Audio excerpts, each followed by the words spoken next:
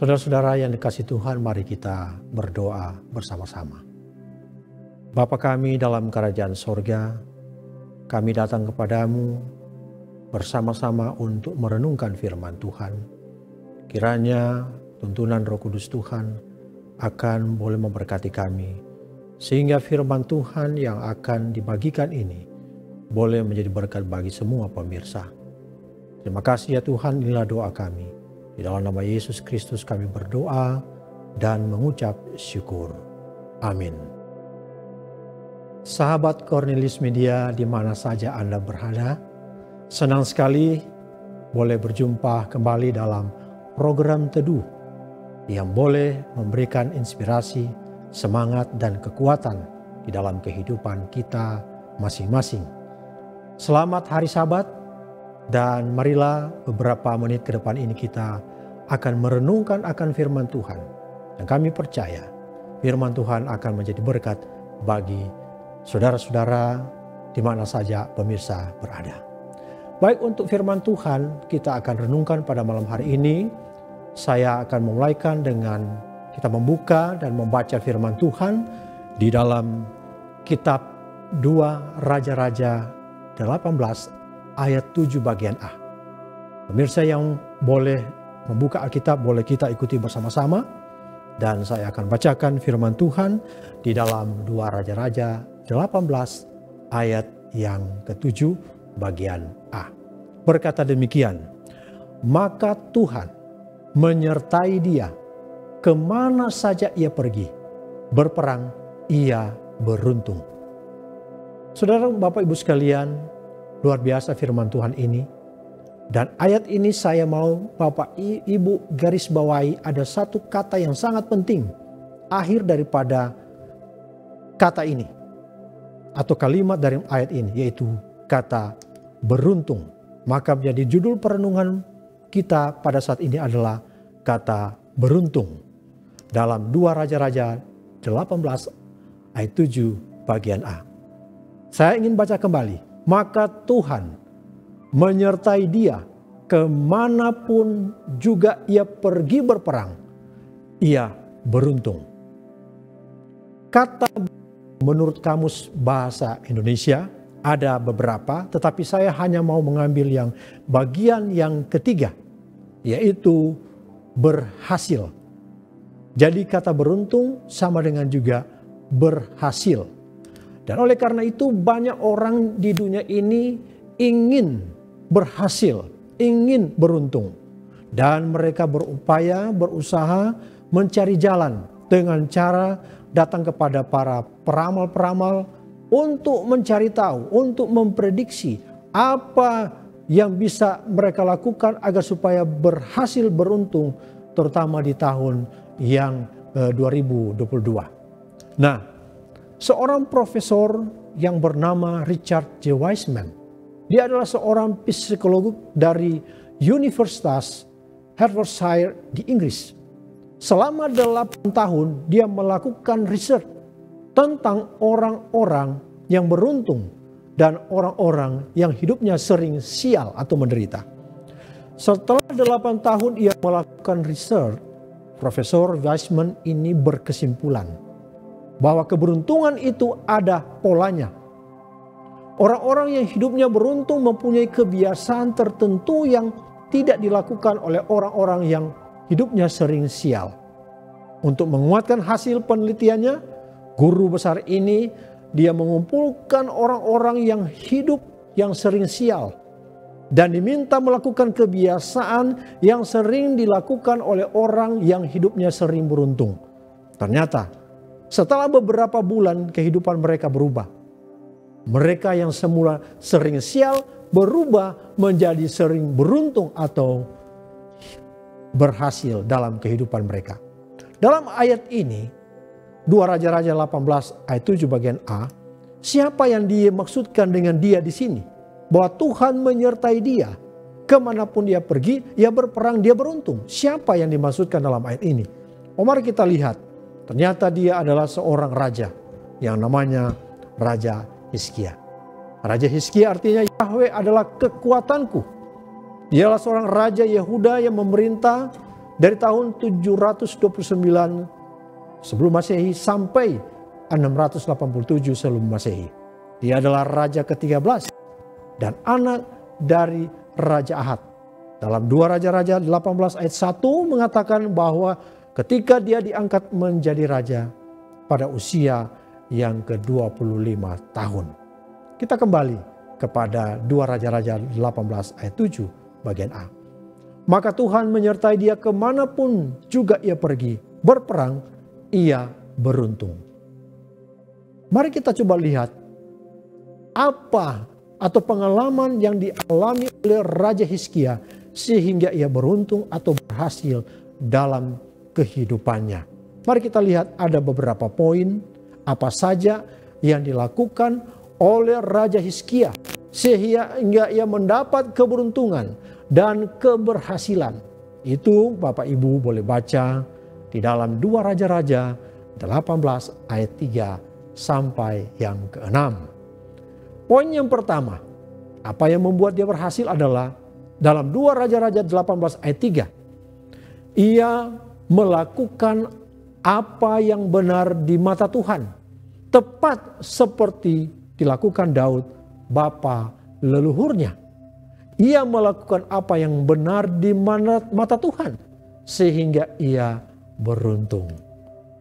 Ada kalimat mengatakan, baik belum tentu benar. Benar sudah pasti baik. Tidak cukup hanya hidup dalam kebaikan. Kita harus hidup dalam kebenaran. Salah satu contoh di dalam Alkitab, kita boleh juga baca dalam Kejadian 7 ayat 1. Dalam peristiwa Nuh, lalu berfirmanlah Tuhan kepada Nuh, masuklah ke dalam bahtera itu dan seisi rumahmu. Sebab engkaulah yang kulihat benar di hadapanku di antara orang zaman ini. Nuh, Tuhan melihat dia benar di mata Tuhan. Dalam buku peristiwa akhir zaman halaman 68. Berkata demikian, kalau engkau benar terhadap Allah pada hari ini, maka engkau bersedia andai kata Kristus harus datang ini. Itu berarti bahwa kita bukan hanya melakukan yang baik di hadapan Allah, tetapi kita harus juga melakukan apa yang benar di hadapan Allah. 1 Tesalonika pasal 4 ayat 7 firman Tuhan berkata, Allah memanggil kita bukan untuk melakukan apa yang cemar, melainkan apa yang kudus. Oleh karena itu Rasul Paulus berkata dalam Filipi pasal 4 ayat 8, jadi akhirnya saudara-saudara, semua yang benar, semua yang mulia, semua yang adil, semua yang suci, semua yang sedap didengar, semua yang disebut kebajikan dan patut dipuji, pikirkanlah semuanya itu. 2 Raja-Raja 18 ayat 7 bagian A mengatakan, maka Tuhan menyertai dia kemanapun dia pergi berperang, ia beruntung. Jadi salah satu faktor keberhasilan, keberuntungan daripada Hizkia adalah melakukan apa yang benar di mata Tuhan. Mari kita lihat poin yang kedua. Dalam 2 Raja-Raja 18 ayat 4. Apa yang membuat Hizkia berhasil atau beruntung dalam kehidupannya? Berkata demikian, dialah yang menjauhkan bukit-bukit pengorbanan dan yang merumukkan tugu-tugu berhala, dan yang menebang tiang-tiang berhala, dan yang menghancurkan ular tembaga yang dibuat Musa. Sebab sampai pada masa itu, orang Israel memang masih membakar korban bagi ular itu yang namanya disebut Nehustan. Hizkia, dia katakan, menjauhkan segala berhala, penyembahan-penyembahan berhala.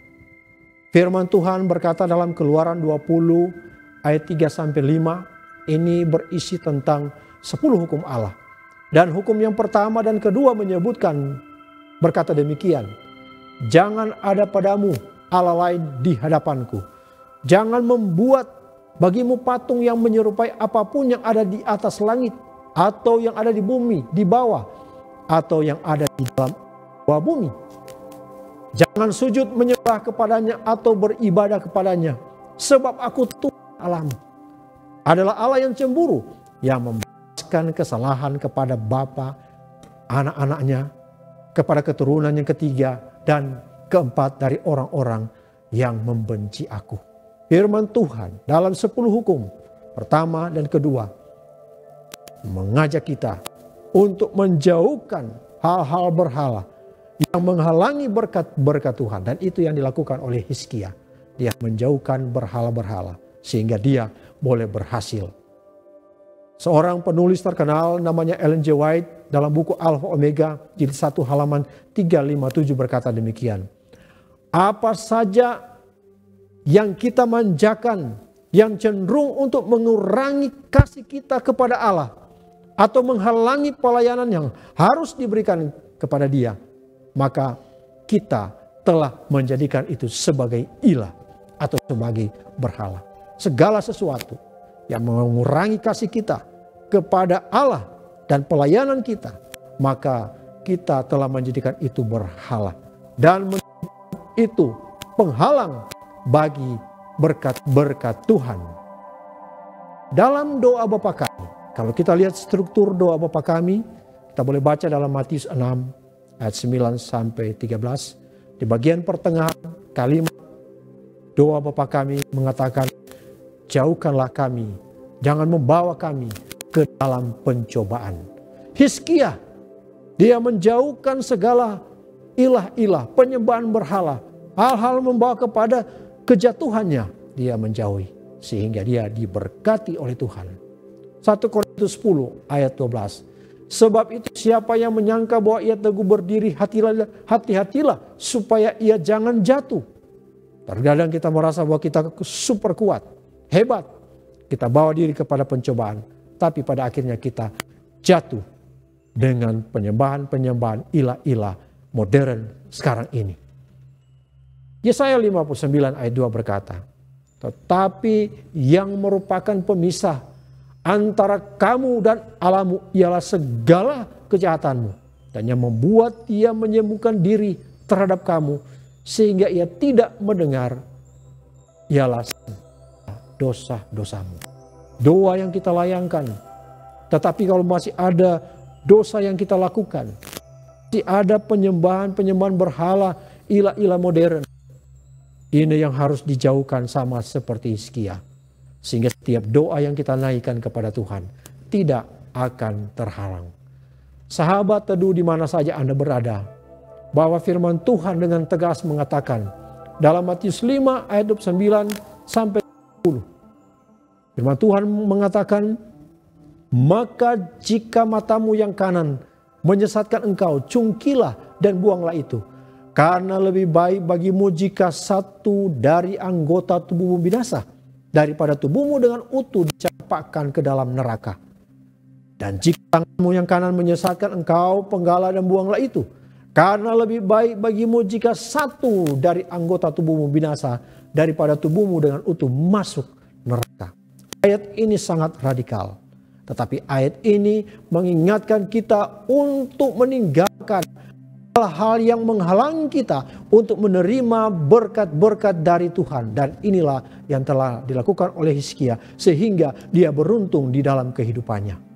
Hizkia, dia menjauhkan diri dari hal-hal yang menghalangi datangnya berkat daripada Tuhan.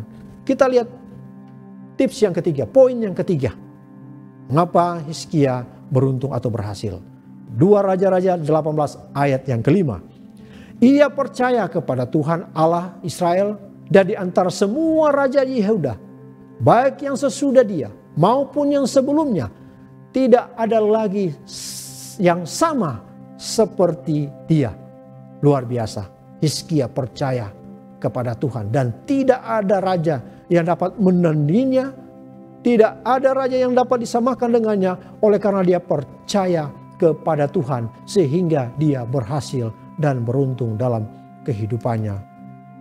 Lukas 18 ayat 8. Akan tetapi jika anak manusia itu datang, apakah ia akan mendapati iman di bumi? Apakah saudara dan saya masih memiliki iman sama seperti Hizkia dalam berbagai aspek kehidupan yang saudara lakukan sehingga saudara berhasil dan beruntung. Kenapa kita tidak beruntung? Kenapa tidak berhasil? Oleh karena kita sudah tidak percaya lagi kepada Tuhan. Oleh karena sudah banyak hal-hal yang kita dapati, kita temui, kita pegang, yaitu teknologi di dunia ini. Tetapi kita sudah lupa untuk percaya. Itu sebabnya Yesus katakan sangat prihatin apabila ia datang, adakah ia mendapati iman di bumi? Sama seperti yang dimiliki oleh Hizkia, ia percaya kepada Tuhan. Oh, satu pelajaran, satu kisah daripada Hizkia. Ketika ia mengalami sakit yang berat, Nabi Yesaya datang kepadanya dan berkata kepada Hizkia, "Hizkia, sampaikan kalimat-kalimat terakhir. Apa kemauanmu? Sebab engkau tidak lama lagi akan mati." Oh, Hizkia pada waktu dia menangis. Tetapi dia tidak lupa ada Allah yang berkuasa. Dia datang kepada Tuhan dan dia berdoa memohon kasih sayang Tuhan.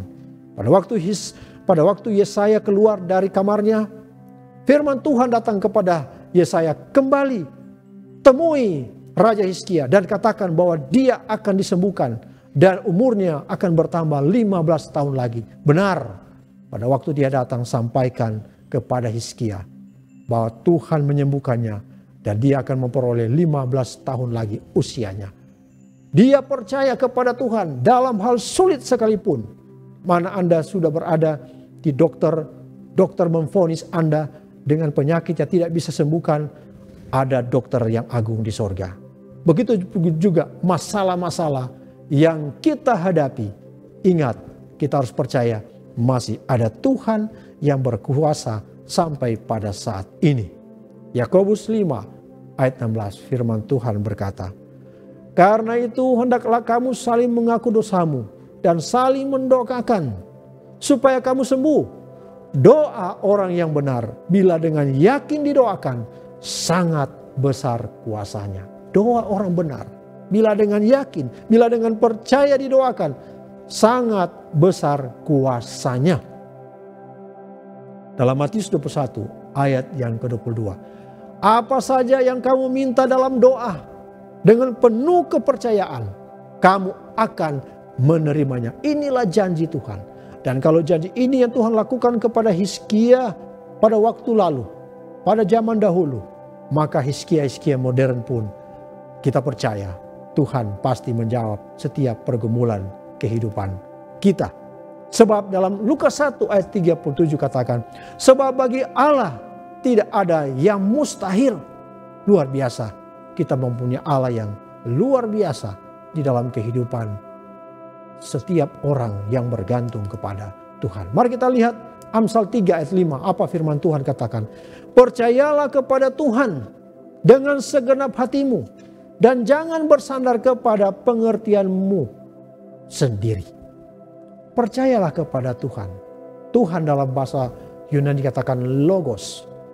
Sementara pengertian adalah logika. Kita harus lebih percaya kepada logos, kepada Tuhan itu. Bukan kepada pengertian kita, kepada logika kita, pertimbangan kita. Tetapi kita datang kepada Tuhan, membawa setiap pertimbangan kita, meminta tuntunan Tuhan dengan segenap hati dan bersandar kepadanya. Poin yang berikut adalah ia percaya sungguh kepada Tuhan. Poin yang keempat, dalam 2 Raja-Raja 18 ayat 6 bagian A. Ia berpaut kepada Tuhan, tidak menyimpang daripada mengikuti Dia, dan dia berpegang pada perintah-perintah Tuhan yang telah diperintahkannya kepada Musa. Ia berpaut kepada Tuhan. Apa yang dimaksud dengan berpaut? Dalam kamus bahasa Indonesia, berpaut itu artinya terikat erat atau melekat, berpegang kuat. Itulah yang dimaksud dengan berpaut. Jadi Hizkia terikat erat kepada Tuhan, melekat kepada Tuhan. Apapun yang terjadi. Mazmur 1 ayat 1-3 berkata, "Berbahagialah orang yang tidak berjalan menurut nasihat orang fasik, yang tidak berdiri di jalan orang berdosa, yang tidak duduk dalam kumpulan pencemooh. Tetapi yang kesukaannya ialah Taurat Tuhan, dan yang merenungkan Taurat itu siang dan malam. Ia seperti pohon yang ditanam di tepi aliran air yang menghasilkan buahnya pada musimnya. Oh, orang yang merenungkan firman Tuhan, yang mencintai firman Tuhan seperti pohon. Pohon yang akar-akarnya merambat ke bawah, mencari sari makanan, melekat ke bawah dan menghasilkan buah yang luar biasa. Yohanes 15 ayat 4 pun mengatakan, tinggallah di dalam aku dan aku di dalam kamu. Sama seperti ranting tidak berbuah dari dirinya sendiri, kalau ia tidak tinggal pada pokok anggur. Demikian juga kamu tidak berbuah jikalau kamu tidak tinggal di dalam aku. Jadi Hizkia itu berpaut atau terikat erat dengan Tuhan. Di dalam perjanjian lama itu didefinisikan seperti tinggal di dalam Yesus. Tinggal melekat bersama-sama dengan Yesus. Dan akan memberikan keberhasilan dalam kehidupan kita. Dalam Kolose 2 ayat 6-7 katakan, kamu telah menerima Kristus Yesus Tuhan kita. Karena itu hendaklah hidupmu tetap di dalam Dia. Hendaklah kamu berakar dalam Dia, dibangun di atas Dia. Hendaklah kamu bertambah teguh dalam iman yang telah diajarkan kepadamu. Hendaklah hatimu melimpah dengan syukur, berakar, dibangun, bertambah kuat, melekat kepada Yesus. Sehingga apapun yang kita alami dalam kehidupan ini, Roma 8 ayat 35 berkata, siapakah yang akan memisahkan kita dari kasih Kristus? Penindasan, kesesakan, penganiayaan, atau kelaparan, atau ketelanjangan, bahaya, atau pedang, tidak ada yang memisahkan kita. Mengapa? Oleh karena kita begitu erat terikat dengan Allah kita, dengan Yesus Kristus. Roma 8 ayat 38-39 berkata, sebab aku yakin bahwa maut maupun hidup, baik malaikat-malaikat maupun pemerintah-pemerintah, baik yang ada sekarang maupun yang akan datang, atau kuasa-kuasa, baik yang di atas maupun yang di bawah, ataupun suatu makhluk lain, tidak akan dapat memisahkan kita dari kasih Allah yang ada dalam Kristus Yesus Tuhan kita. Tidak ada yang dapat memisahkan kita kalau kita mendekat kepada Tuhan kita. Jadi poin di mana Raja Hizkia beruntung, berhasil oleh karena dia mendekatkan dirinya selalu dengan Tuhan. Poin yang kelima, 2 Raja-Raja 18 ayat 6 bagian B. Ia berpaut kepada Tuhan dan tidak menyimpan daripada mengikuti Dia. Ia berpegang pada perintah-perintah Tuhan yang telah diperintahkannya kepada Musa. Jadi Hizkia beruntung, berhasil oleh karena ia berpegang pada perintah-perintah Tuhan. Yosua 1 ayat 7. Janganlah engkau menyimpang ke kanan atau ke kiri, supaya engkau beruntung kemanapun engkau pergi.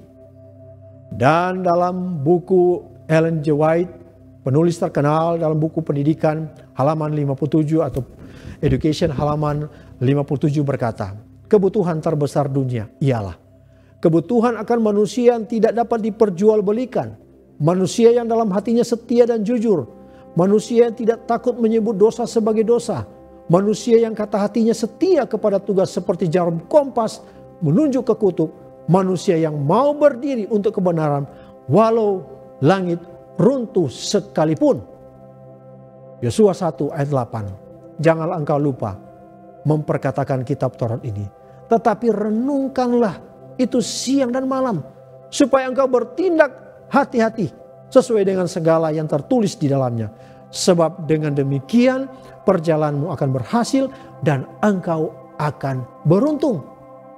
Ulangan 4 ayat 40 berkata, berpeganglah pada ketetapan dan perintahnya dan kusampaikan kepadamu pada hari ini, supaya baik keadaanmu dan keadaan anak-anakmu yang kemudian, dan supaya lanjut umurmu di tanah yang diberikan Tuhan Allahmu kepadamu untuk selamanya. Berpegang terus kepada perintah dan ketetapan daripada firman. Itulah yang dilakukan oleh Hizkia. Dia berpegang teguh pada Tuhan, kepada perintah apa yang Tuhan mau kita lakukan di dalam perjalanan kehidupan kita, sehingga kita boleh berhasil dan beruntung. poin-poin yang kita sudah pelajari. Apa yang membuat Hizkia berhasil? Oleh karena Tuhan menyertai dia. Dan apa yang dia telah lakukan, yaitu pertama, ia melakukan apa yang benar di mata Tuhan. Ia menjauhkan diri dari hal-hal yang menghalangi datangnya berkat Tuhan. Ia percaya kepada Tuhan. Ia berpaut kepada Tuhan. Dan yang berpegang teguh kepada Tuhan. Permisa Cornelius Media dalam program teduh pada kesempatan ini. Saya mau mengajak agar saudara yang telah mendengar akan firman Tuhan ini memiliki pengalaman yang sama seperti Hizkia. Dia berhasil, dia beruntung dalam perjalanan kehidupannya, dan saya percaya hal yang sama juga akan dialami oleh pemirsa di mana saja Anda berada. Kiranya firman Tuhan ini akan boleh menjadi berkat bagi saudara dalam setiap rencana kehidupan saudara. Tuhan memberkati, dan saya mau berdoa. Mari kita berdoa bersama-sama. Bapa kami di dalam kerajaan sorga, terpujilah namamu, besar kasih setiamu ya Tuhan. Kami sangat bersyukur oleh karena pada hari Sabat ini kami boleh merenungkan akan firman Tuhan. Kami boleh pelajari pengalaman dari seorang Raja Hizkia, di mana Tuhan menyertai dia. Kemana saja dia berperan, dia beruntung, dia berhasil oleh karena pertolongan dan penyertaan Tuhan. Dan pengalaman-pengalaman yang dialami dalam perjalanan kehidupan kiranya akan memberkati pemirsa di mana saja mereka berada. Dan pada kesempatan ini ya Tuhan, hamba-Mu mendoakan khusus kepada pemirsa yang telah mendengar akan firman Tuhan pada kesempatan ini, di mana saja mereka berada. Baik, kiranya Tuhan berkati dalam setiap pekerjaan yang mereka lakukan. Kiranya Tuhan akan berikan keberhasilan sama seperti yang dialami oleh Hizkia. Oleh karena mereka mau melakukan apa yang firman Tuhan katakan. Dan kiranya Tuhan memberkati setiap pekerjaan yang mereka kerjakan. Setiap perencanaan yang mereka lakukan.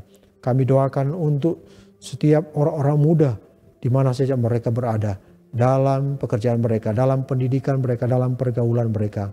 Kami berdoa kiranya Tuhan berkati setiap rumah tangga dalam kehidupan masing-masing mereka diberkati Tuhan. Bapa di sorga, terima kasih oleh karena sudah memberkati kami dengan firman-Mu dan janji-Mu pasti akan terus memberkati kami semua hari ini sampai Engkau datang kedua kali. Di dalam nama Yesus Kristus kami berdoa dan mengucap syukur. Amin. Tuhan selalu